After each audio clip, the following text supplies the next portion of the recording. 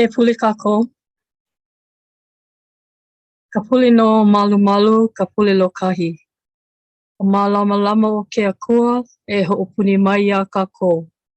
Ke aloha o ke akua e kipuni mai ia kako. Ka mana o ke akua e ho'opakele mai ia kako. Ke alo o ke akua e malama mai ia kako. Makahi ia kako a hele aku ai he akua no. Amen. A prayer for unity and protection. The light of Ke Akua surrounds us. The love of Ke Akua enfolds us. The power of Ke Akua protects us. The presence of Ke Akua watches over us. Wherever we are, Ke Akua is with us. Amen. Aloha mai kako, and welcome everyone to our 6th presentation of the Maui Nui Makai Network's Malama I Ke Kai speaker series. I'm Claudia Kalaola, and I'm the chairperson of the network. And I see some familiar faces, and I want to say thank you to those who have followed us for the past 5 months. You must be enjoying it because you keep coming back for more. So sincerely, welcome back. And to those who are joining us for the first time, welcome. Sit back and enjoy, because tonight you won't be disappointed. We have 2 awe-inspiring speakers that are doing fantastic work in the Federation State of Micronesia in the state of Chu. For those in resource management, again, we have the opportunity to look for commonalities as we work to be resilient in all the issues presented to us, be it COVID, climate change, decline in resources, or whatever. And so without further ado, I'm going to turn it over to Karen Osuga, coordinator for the Maui Nui Makai Network. Karen? Mahalo, Auntie Claudia. Aloha, everyone. My name is Karen Osuga, and I'm the coordinator for the Maui Nui Makai Network. Thank you all so much for joining us this evening for the 6th episode of the speaker series. Before I introduce our amazing speakers, I'd like to briefly share about the Maui Nui Makai Network for anyone who is new to us, as well as the speaker series. We are a network of 7 community groups across Maui Nui and 4 supporting organizations with the mission to connect communities across Maui Nui to care for and restore healthy ecosystems on which Hawaii's people depend. Our purpose is to share and learn our diverse experiences, lessons, and best practices to help member sites care for their Makai areas. And this Malama I Ke Kai speaker series is one of our latest efforts, aiming to inspire and inform our community. And it's also a companion to our Malama I Ke Kai Community Action Guide, which we released last October. Topics of this speaker series include case studies and experiences from Indigenous and local communities. And we really hope to inspire everyone through this process.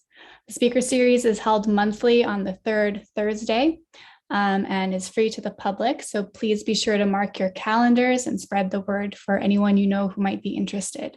And you can also follow us on Instagram or Facebook, or check out our website for more updates.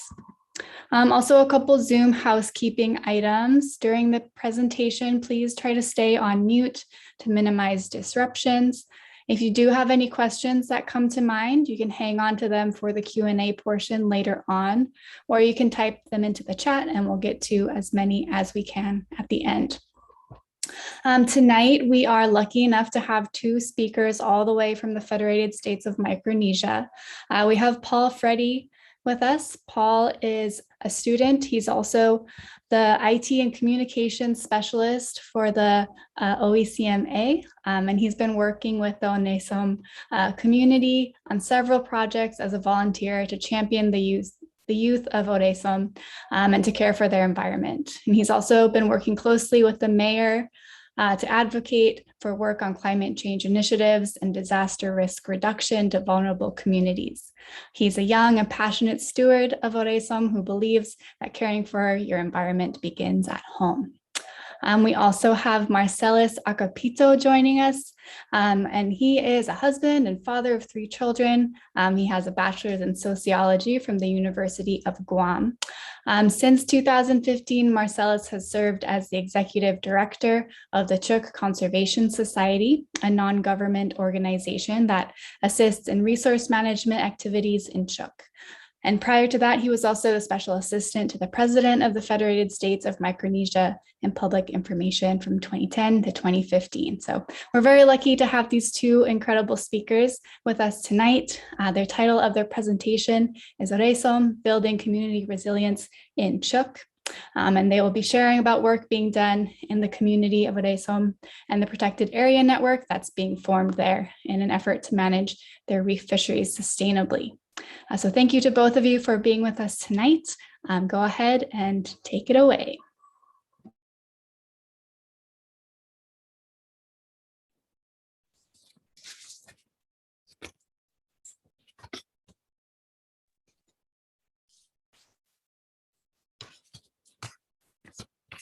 Okay, so we have Oreisom, Building Community Resilience in Chuuk. Paul Freddy from OECMA and Marcellus Acapito from Chuuk Conservation Society.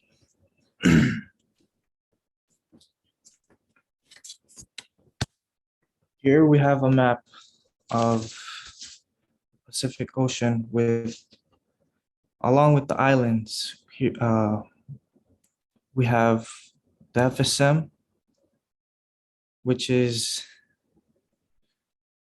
pretty far from Hawaii. It's about 3,505 miles away from air travel. If you were to travel from the plane, you will that's how far it would be.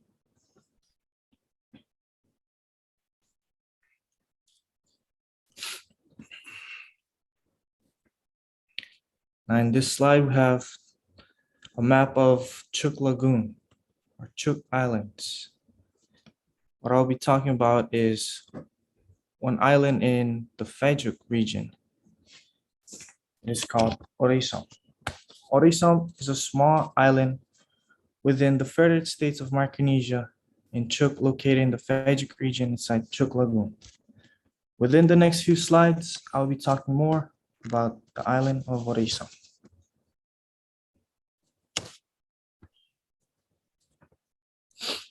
Municipality of Oreisom. Life in Oreisom is very hard. People highly depend on their natural resources for daily living and sustenance needs by farming their land, fishing, and gleaning in the ocean. There are approximately 500 plus people living in Oreisom. The Oreisom government is headed by the mayor and village chiefs. Ore is composed of 7 villages that all work together to manage their resources. The land and waters are not owned by the municipal government, but by traditional leaders of each of the clans or big families. Ore is about 30 minutes or an hour boat ride, depending on the weather or ocean currents, from the main island of Wora, the commercial center of Chuuk, where most jobs and stores are located. Oreisom has no roads, cars, or electricity, and telecommunication is limited. There is one school that goes from kindergarten to the 8th grade, and a dispensary. But for major medical issues, people must travel to Wora, the main island, for treatment.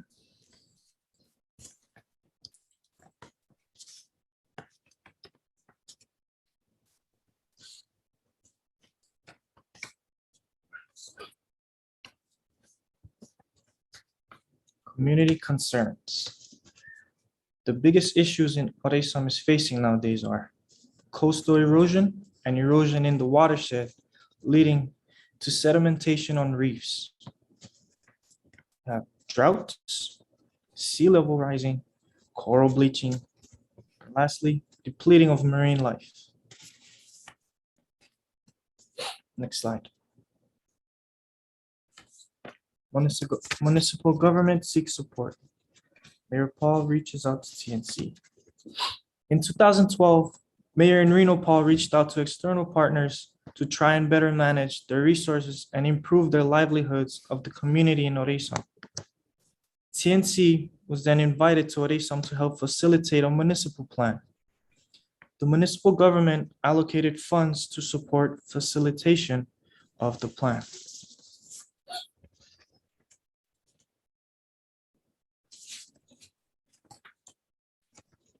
Next slide.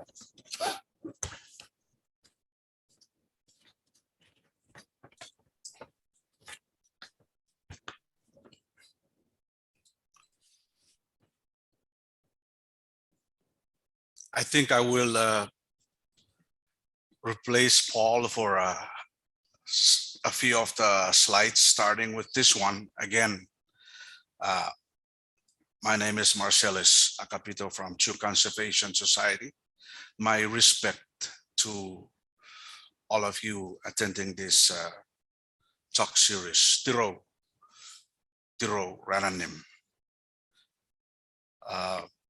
So this slide shows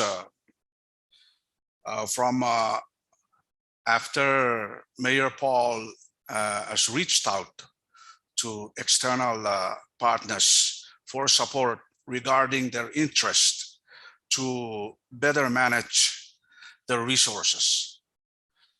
So early on, Chuk Conservation got involved along with the Nature Conservancy and other government and partners in Chuk. This shows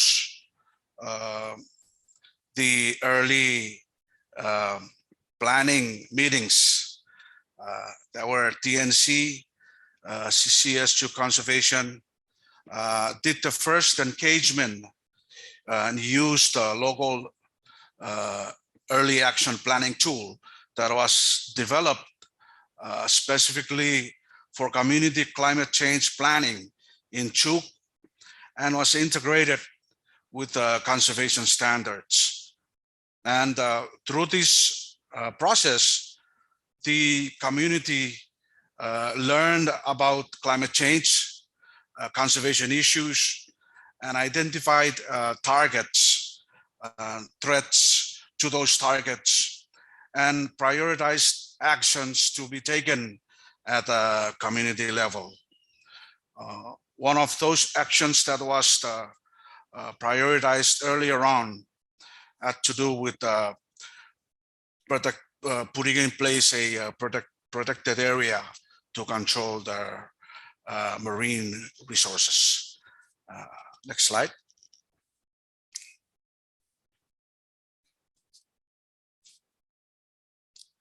So next, the community began the process of designing protected area.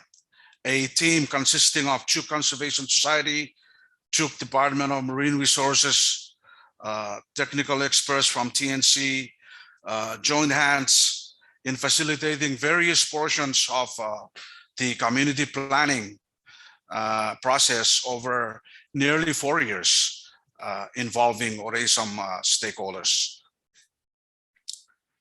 Next. So what we're seeing, to do this, we used the Designing Effective Local Managed Area in Tropical Marine Environments tool, as we're seeing in this slide. Through this process, the community learned what it takes to design LMA that will achieve their goals. And we combine the latest science about LMA design and the latest data we have from Chuk, along with local knowledge to design the area. Learning from traditional wisdom in fisheries and understanding their surrounding is vital to show that the LMA is truly inspired and enhanced by local wisdom, science, and sustainable practice.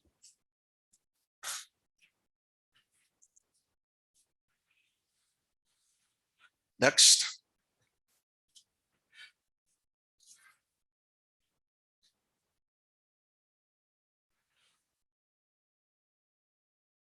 Yeah, so we also use the latest data we had coming out of Chuuk. And this included fisheries data from year-long fish market survey that included recording of commercial landings along with fisheries interviews. How much fish, what type of fish, what size, where they were being caught, by whom. This data was used to help gain support of communities for need of fisheries management, allowed them to make connections between what they are seeing and what scientists are saying.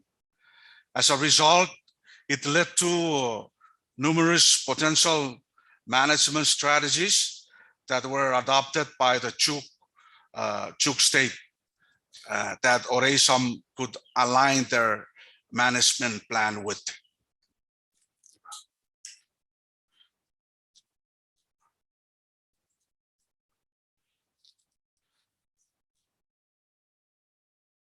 So as part of the Micronesia Challenge, Chuuk has been conducting annual coral monitoring that looks at fish and coral over 10 years. Several of the sites in this annual monitoring work are around the Oresom area. So we also had a good idea of fish biomass and reef health around the reef of Oresom.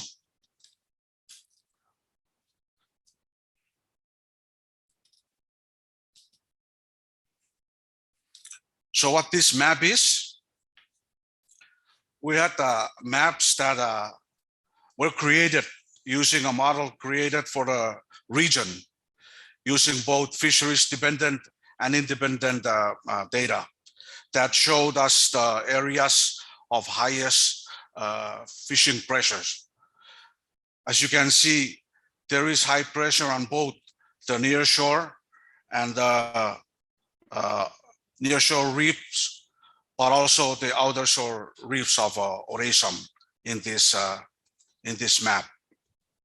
If you look on the westernmost side on the Chuuk Lagoon map, there you'll see Ore, Tol, and nearby islands. And a lot of the coral reef monitoring sites are located around that area, which is most isolated in reference to the center island of Wera. Next.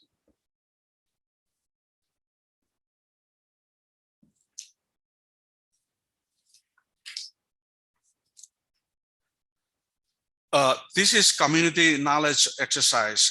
During those course of 4 years, when CCS had to lead, along with the support from TNC, lead most of the early community knowledge or community meetings and plannings.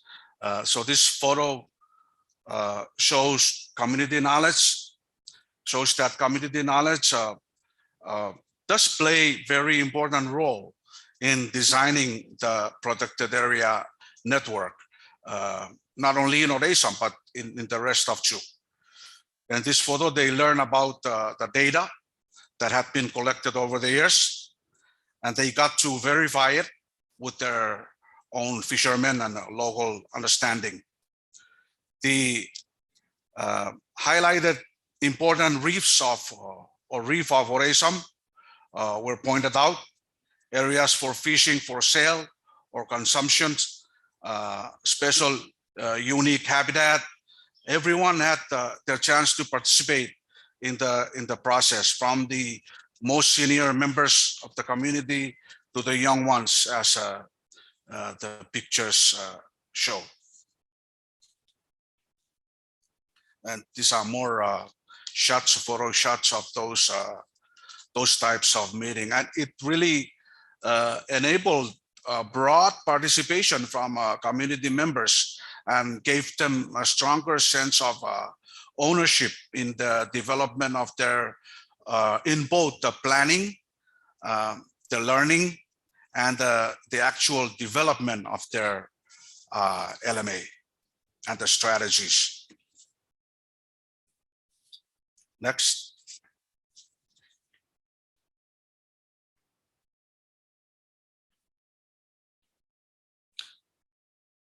So what this is, coming toward the end of that 4-year period, the stakeholders, the community members, the leaders, the people of Oreisom needed to really clarify and formally declare what they wanted and how they wanted to come together and do their protected area marine LMA. So it involved the highest officials, traditional leaders in the community, as well as representatives of Chuuk State government, to ensure that the government are right along the way in the formulation and development of this plan, in case there is need for their support and their involvement.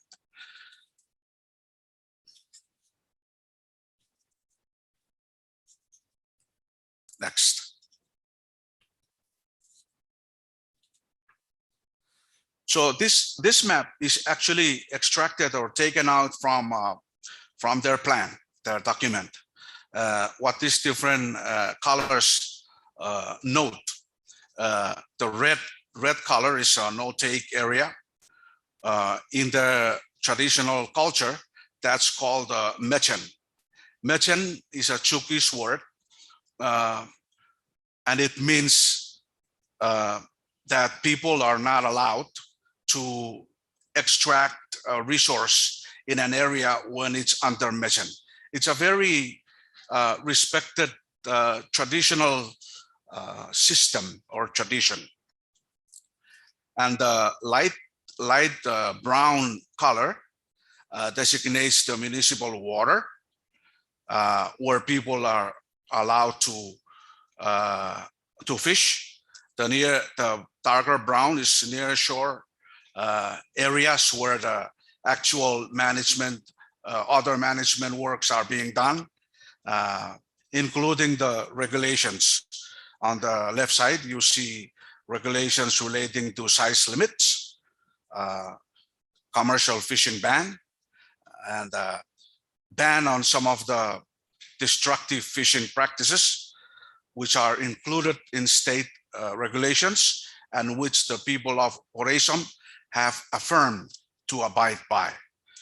Species ban and things like size limits regulation.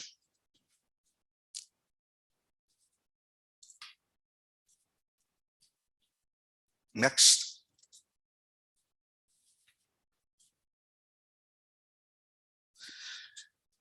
Yes, so the activity and the interest, the engagement, the undertaking that Oreisom community has been pursuing, words about that have gone out to nearby regions and nearby islands in Chuuk Lagoon, and it has kindled interest in some other community.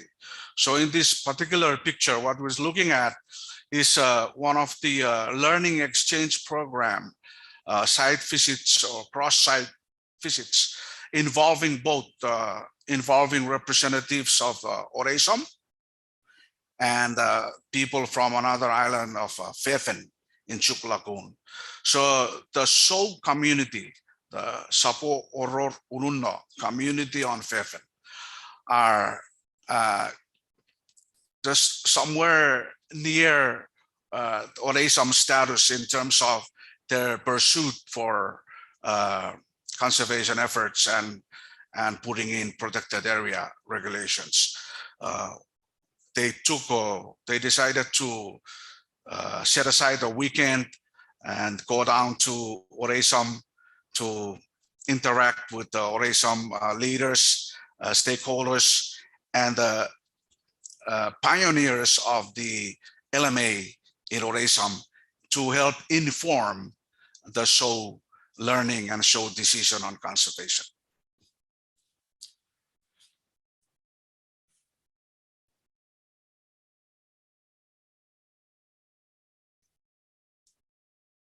Next, please.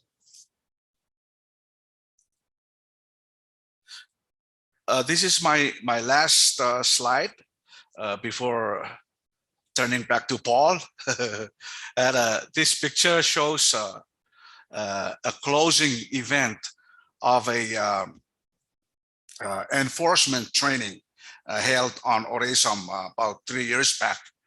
And this particular enforcement training pulled together municipal government enforcement officers, police officers, and community nominated officers to staff the LMA enforcement program on Orisam.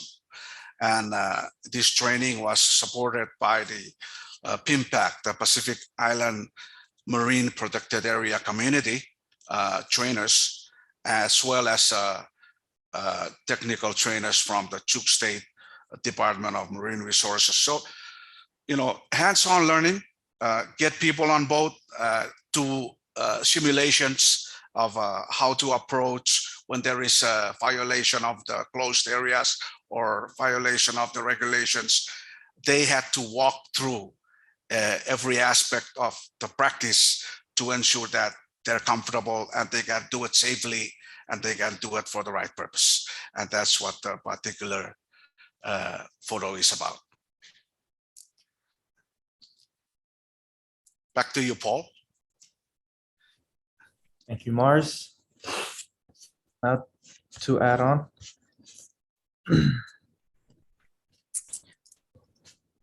OECMA, or as you would know, Orisam Environmental Conservation Management Association. It was formed and registered as a nonprofit.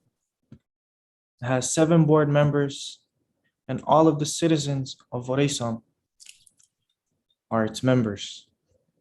It is open to non-citizens to become members as well.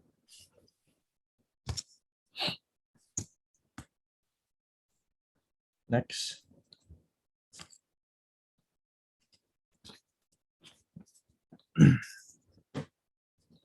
Trash management project. OECMA has received few grants since its inception. Some have funded management of our protected areas network. And we also receive funds from the Canada Fund for local initiatives to support a household trash management project. We have issues with people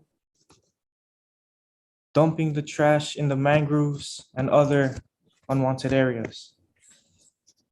And because of this, there was no system on audit. This project was led by the woman of Orisam. And this project was funded by Her Majesty Queen Elizabeth and Canada. Thank you.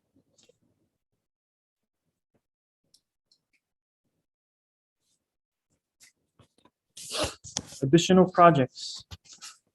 We have CWC, agroforestry projects, to help to control erosion controls, community nursery, family gardens, freshwater management, where landowners provide water in times of drought to the community in exchange for support with maintenance of wells and underground springs.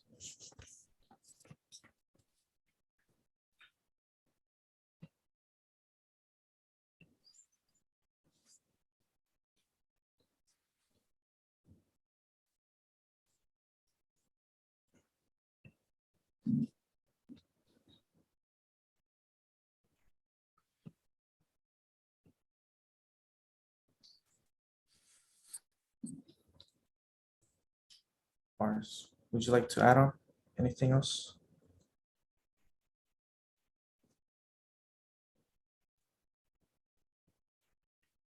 If I can add, this photo, what you have to the right side of it is the pathway leading to the meeting hall near Fatsafats. where all the important official meetings for ORASOM the past, for 5 years during that planning, where all the meetings usually take place. And those are coconut funds marking the access way toward the meeting hall. It's a very low part of the island, barely, a meter above sea level. So it's a good place for most of our meetings.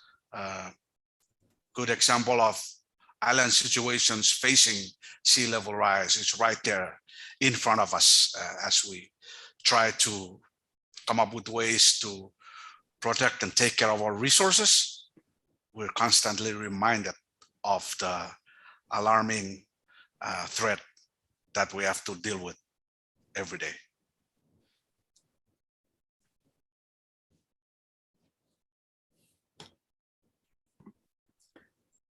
Mahalo, Paul, and mahalo, Marcellus. Thank you so much for sharing your work. It's always encouraging to me to see how we're all dealing with similar challenges, also encouraging to see solutions. So I appreciate you sharing. I'd like to open it up for questions now. If anyone has questions, please type them into the chat. You can also raise your hand if you would like to ask your question out loud. Just raise your hand and we'll call on you to take yourself off of mute and ask your question. So does anyone have any questions for our great panelists? You can either type it in the chat or if you would like to come off mute, just let us know by raising your hand. You can also do that through the reaction button at the bottom of your Zoom screen. If you click on that little smiley face, there's a raise hand button. And Auntie Claudia, if you would like to say anything. Oh, go ahead, Auntie Claudia.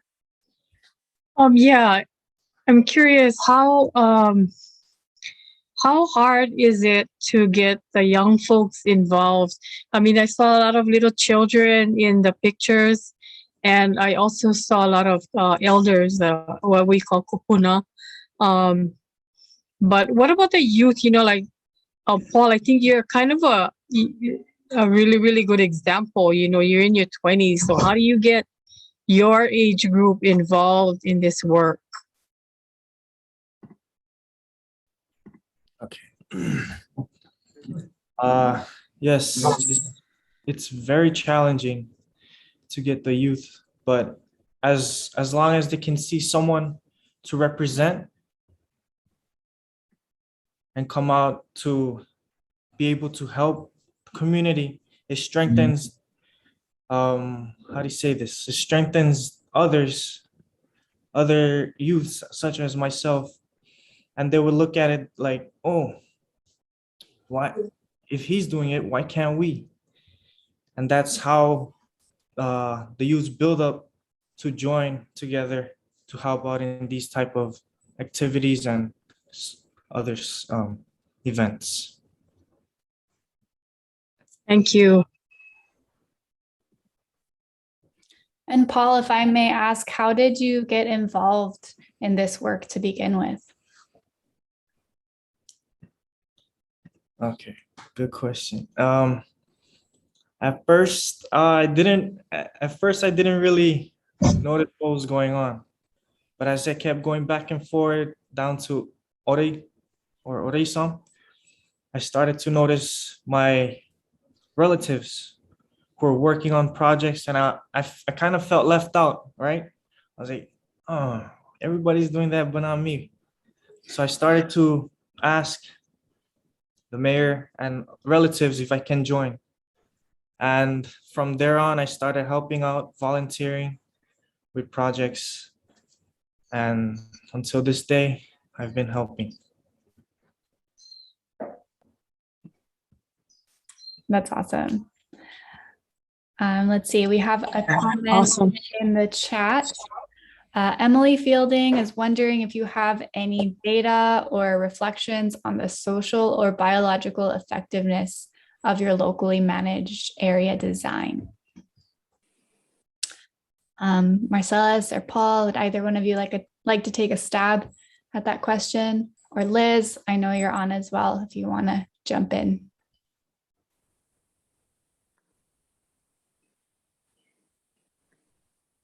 Yeah, Liz, feel free to also join in. Well, what I recall, yes, there has been a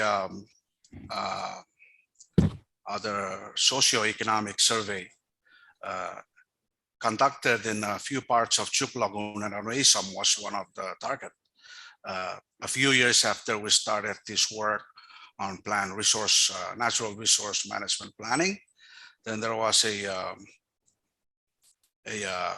socioeconomic survey conducted by a group of I think under the Micronesia Challenge targets, and there is need for leaders and for resource owners to kind of have a balanced view on how our works on environment, on resource is producing or making good impacts on social and economic sides. So short answer, there has been a survey.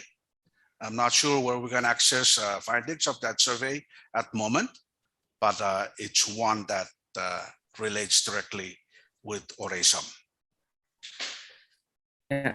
And if I can add, hi everyone, I'm Liz Turk. I work for the Nature Conservancy. I'm based in Pohnpei, but I've been involved in this project in Chuk for a while.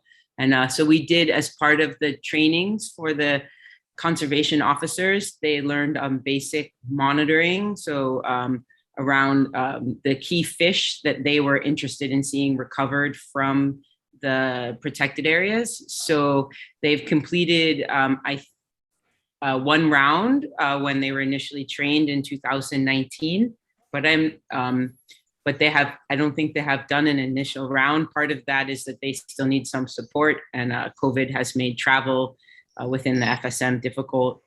But there's also, as Mars talked about, the Micronesia Challenge monitoring. So since Onesum has been enforcing their protected area, there has been at least 2 more rounds of monitoring, but we do not have the data analysis yet. So the last round was just completed this summer and the data is still being analyzed.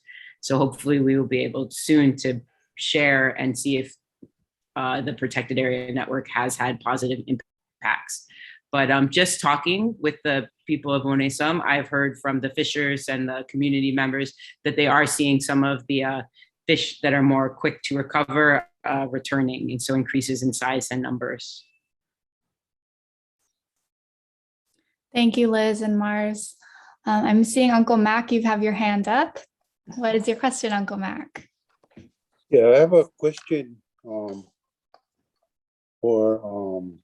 Marcellus.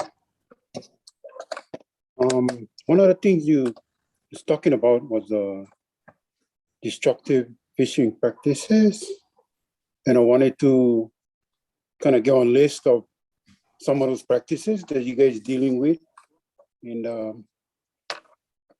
that place, or no, whatever, I cannot pronounce the name. And then the second question is the management training, the trainees that like our dog care officers over here, the police. From the picture I see, they all look local, but I don't know if they're from that particular place. So that is my 2 questions.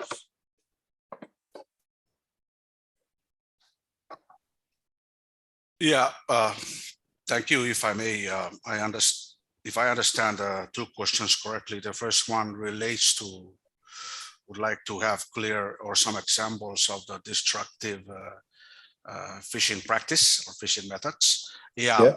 Basically that's about uncontrolled harvest and overfishing.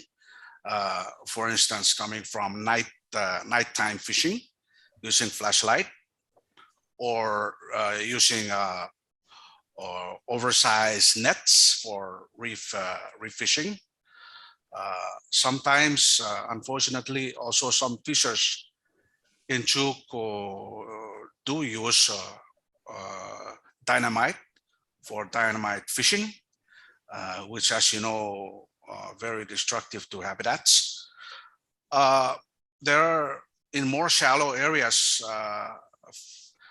local herbs, Clorox, other chemicals that have been applied to fish for like reef octopus and other marine life.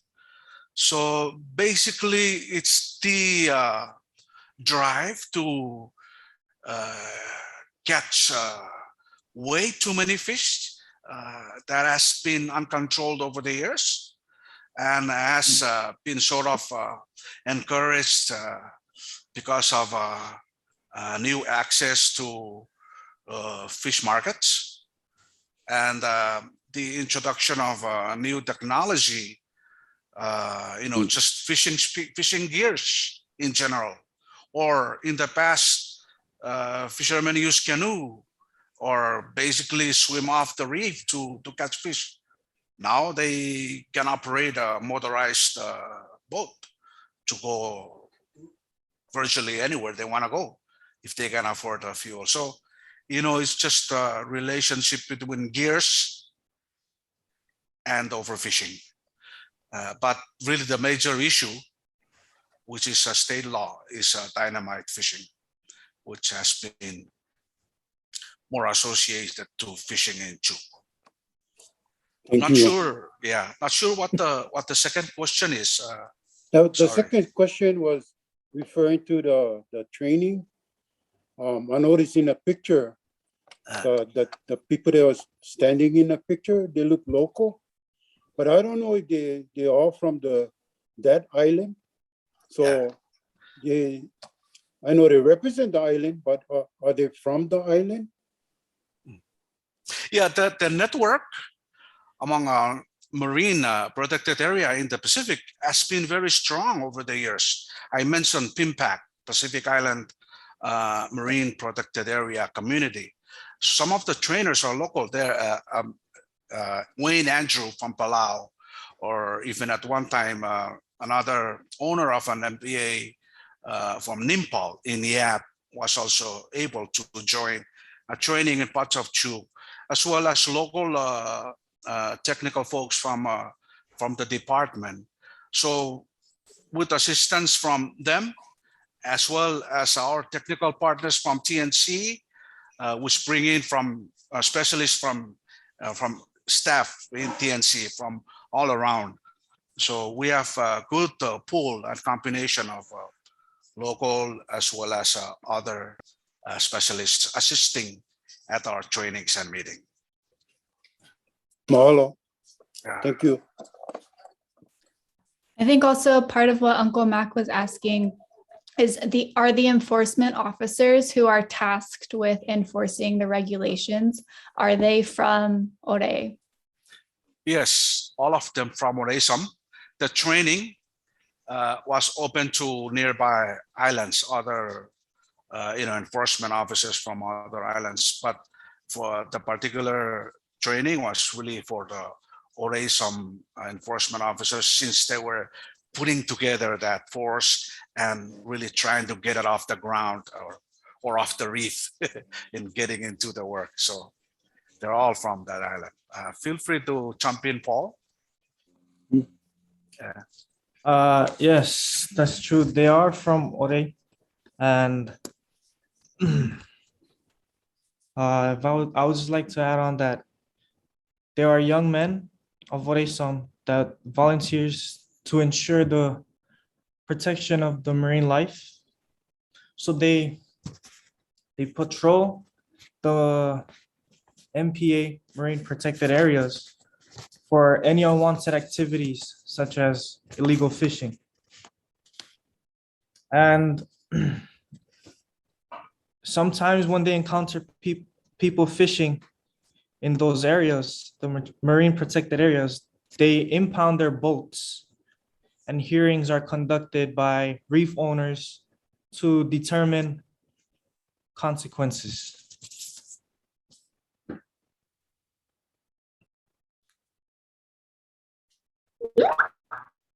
And if I can add briefly, this is also the community conservation officers is another way to get the youth involved. So most of them, like Paul said, are young men, and a lot of them are also the fishers in the community. So this way they're learning about some of the negative impacts they're having in the way they're fishing. And also now they're getting involved and helping to enforce. So it creates some opportunities for them and also helps build their skills.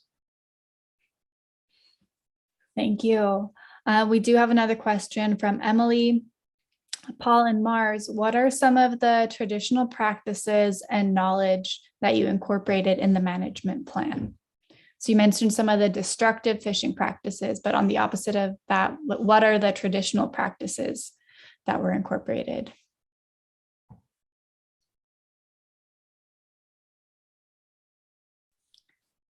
I think you mentioned, for example, the closed area. Yeah, I was gonna say that. I did mention the mechen. Mechen is basically an outright closure of an expanse or an entire designated area. So that's one. But you know, we also incorporate that along with other regulations to enhance its effectiveness, because mechen is only about time. It starts at certain time and ends at certain time. And resources are normally fished out as soon as mechens are receded or lifted. So other practices are necessary to enhance lasting good impact. But also things like location-based, along with strategies like Ororesom, they talk about Etinuk. Etinuk along with mechen. Etinuk is like using stones and other objects, solid objects, to trap fish for a certain period of time, and then instead of killing them, you keep them in the traps on the reef. So it's a good conservation practice where you take only what you should take and leave the rest in the traps, hopefully to conserve. And also just family plan, decision making is traditionally designed, you know, with the chief, the clan leaders, family leaders leading the way and leading or rallying the coming together. That is very much traditionally based, because this thing is not just entirely enforced by the government. It requires voluntary decision on the family and owner's part. That's a huge component of the LMA. Yeah. Thank you. Auntie Claudia, do you have a couple more questions?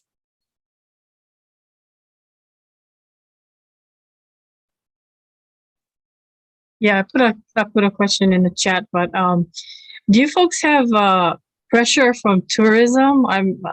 You never mentioned anything about that, so I don't really know if you have tourism over there, but you know, in regards to damaging the reefs with their you know, water sport activities or anything like that.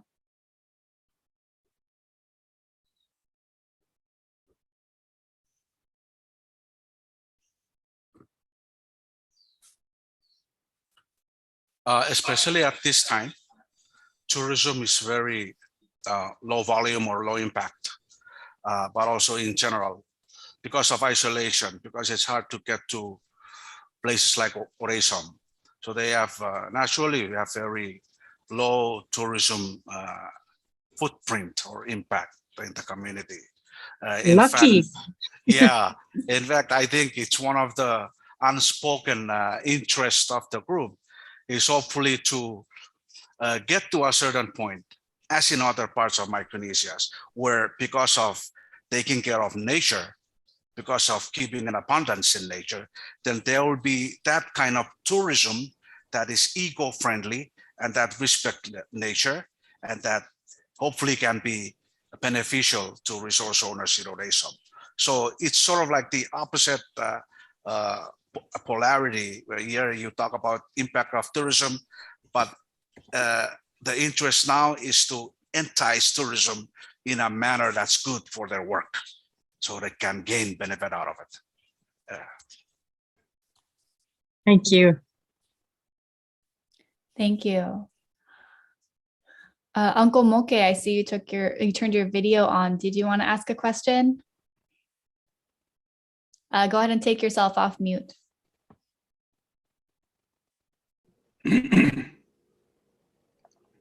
Yes, hi, good evening. This question is for Marsalis. Hey, I am very curious about this mission. You mentioned the purpose and your full understanding of it, culturally and wise, because you mentioned there in its concept with it's all versus in time. And I was just wondering what you mean by that. Yes, sorry if there is confusion in that, but yeah, in terms of time, because it is total closure on the reef. Owners understand that you can't close your resource that you rely on forever. So what usually happens is when a Mechen is declared, and usually it is declared in association to something very important. Maybe it's the death of a chief or someone very important to the family. So the family decides to impose or to practice the Mechen over the reef. And normally they would select what time frame to apply that so that the importance of the Mechen is highlighted, but not to the point where people starve to death. But, so it can be from 6 weeks to 3 months to half a year to 1 year, depending on how willing the owners and the community members are to take the risk in closing their resource from harvest, and how ready they are, resolved they are to highlight the importance or the purpose for which the mission is being created. Oh, hey, thank you very much, Marsalis and Paul. Mahalo. You cleared it up plenty for me. Thank you, Uncle Moke, for your question. I want to be respectful of everyone's time. It is, our 1 hour has passed, so it's 6 p.m. here in Hawaii, 2 p.m. over in Chuuk. I'm sure you folks are busy, but we wanted to thank you so much for being our speakers this evening.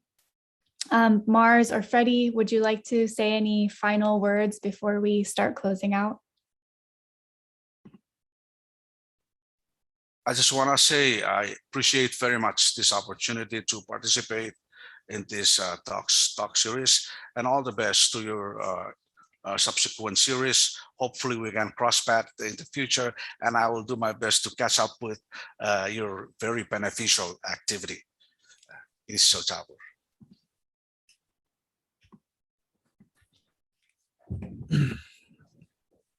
Before this meeting ends, I just want to say how grateful I am to be a part of this. Really great experience for me. This way I can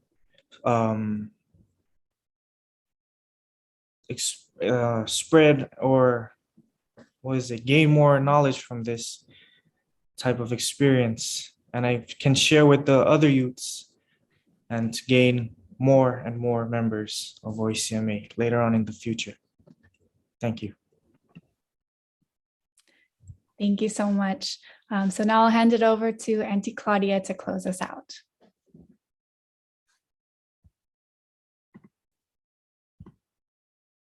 So mahalo to both of you and to Liz for doing the technical work in the background. But Marsalis and Paul, I really enjoyed tonight's talk story with you. Learned a lot. I really don't know much about your area, but you've presented it in a way that is so understandable and so meaningful, because we are going through the same thing, In fact, trying real hard to get our youth involved, trying to have a voice in the rules that our government makes. And so it's really, really been a good experience. And I hope that everyone who joined tonight enjoyed the series. Say mahalo from the network and all of us here on the Zoom. We ask that you mark your calendars for next month. It's November 18th, and we'll have the highly respected and awesome lady, Auntie Hannah Springer next month, doing wonderful work in Ka'upulehu. And so we'll let you go now, and aloha, mahalo, and ahuiho. Aloha.